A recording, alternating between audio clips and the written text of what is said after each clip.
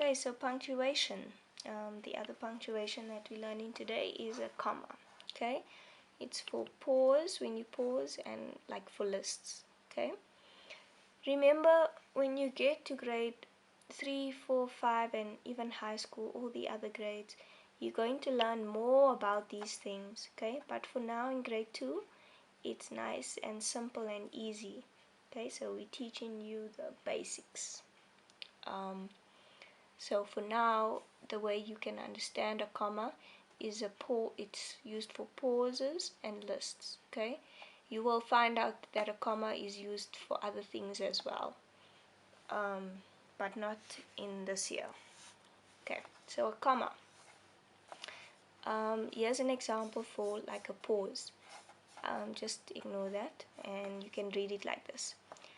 I need to go home to wash my dog. He is dirty. Okay, did you see how I read it? If I took this comma out, I'd read it like this.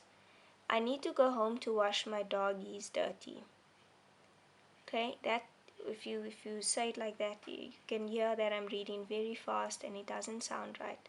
So commas help us make a sentence more clear and help us to understand what's going on and also to breathe. Okay, so when I say I need to go home to wash my dog, he is dirty. Did you hear I stopped as a pause there and then I carried on reading. Okay,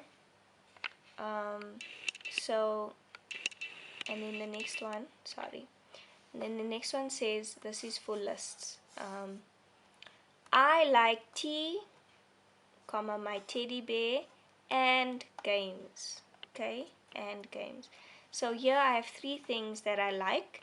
Okay, and just before the last thing I write the word and. Okay, don't forget that. So commas only work when there's 3 things or more. You can't say I like tea, comma, and my teddy bear. Let's just say you didn't have that. You can't say I like tea, comma, my teddy bear, full stop.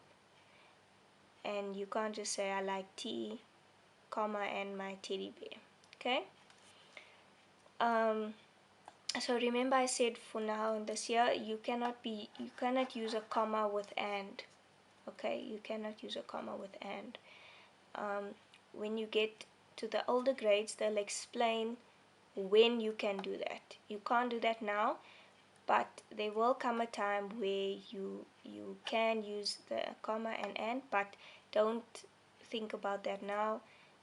For now, just remember that the comma and the and don't go together. Okay, they don't go together. Then we have pause. Okay, the pause just means that they separate sentences. So here's a sentence. Okay, this first piece here is a sentence, and then the second piece here is a sentence. It's separating. Separating means it's sorting out. It's putting them apart. Okay, so here I have one sentence and here I have another sentence. So this comma comes in between the sentences, okay, and it makes the sentence clearer. So it separates the sentence, okay, breaks it apart. So that's what the pause is for, and it's also used for lists, okay, and dates. I'll explain with the dates.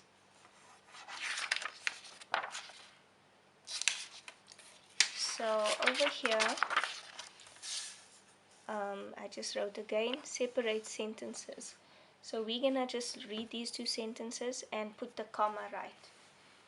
I want you, when I read the sentence, just to pause the video and try and see where you would put the comma. Okay, where would you put your comma? So let's do this one. Soon it will be Easter, we need fish. Soon it will be Easter, we need fish. Okay, pause the video and say where you put your comma. Okay, so the comma comes here.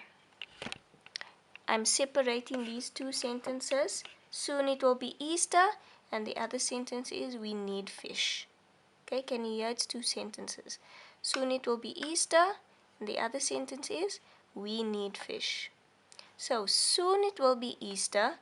We need fish. So basically we need to go buy fish. Okay. Number 2. I love my mom. She is the best. Okay. Pause and say where you put your comma. So I would put my comma here and it reads like this. I love my mom. She is the best. Okay, so it's 2 sentences separating them. The sentence is I love my mom and the other sentence is she is the best. Okay. And then moving on to lists, I put 3 things here. It's sad, tired and hungry. So I would say I'm sad, tired and hungry. And if I'm putting it in a sentence, this is how I'd write it. I am sad, comma, tired and hungry. Okay, there's my comma. Okay, it's after the first thing and then the second thing, and just before the last thing you put and. And then we have fish, eggs, spices, milk. So I say, I bought fish, comma, eggs, comma, spices and milk. Okay, just before the last one you put and you don't put a comma. Okay, and then for dates, right, we have here Thursday, April 24th, 2020 and Monday, April 20th, 2020.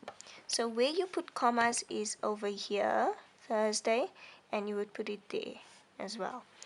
And there's another comma and there's another one. Okay, so that's how you use your commas for dates.